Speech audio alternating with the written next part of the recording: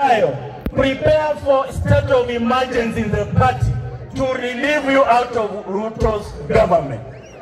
That is the last time we were supposed to be with William Ruto. Hamwezi kutuambia ati tungoje 2027. 2027 na SHA inaharibika. 2027 na wanafunzi wako nyumbani. Ati 2027 na vijana wanapigwa risasi. Tunyamaze tusiongee. Tunyamaze tusiongee. We are not going to be in broad-based until 2027 when our people are being killed. We are not going to be in broad-based until 2027 when SHA is not working. We are not going to be in broad-based until 2027 when the education system is collapsed. And we are not shy. This country will not be liberated by cowards, centrists, moderates, and fence-sitters. This country will be liberated by strong men and women with character, charisma, enthusiasm, and the audacity to challenge the status quo. Kama umejua kizungu sema amen. Tuendelee tusiendelee. Tuendelee tusiendelee. Wangapi wako tayari kutuunga mkono kwa hii safari? Unacheza mko tayari? Mko tayari? Wako tayari sema amen, tuende kwa mkono. Wangapi wanasema William Ruto nyumbani, nyumbani, nyumbani, nyumbani. Kama unasema William Ruto, beba mkono akuone yeye mwenyewe uso kwa uso. Umwambie unaenda nyumbani. Upende, upende.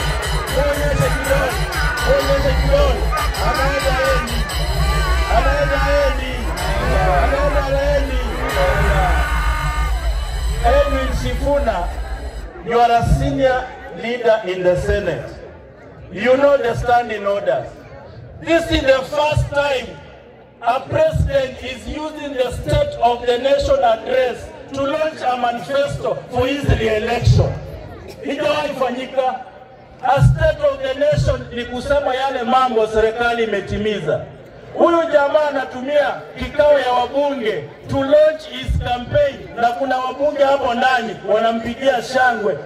Those people were hired to launch a manifesto for re-election. That was not the State of the Nation address. We demand a new State of the Nation address that is constitutional, that stands for the people, that knows what State of the Nation stands for.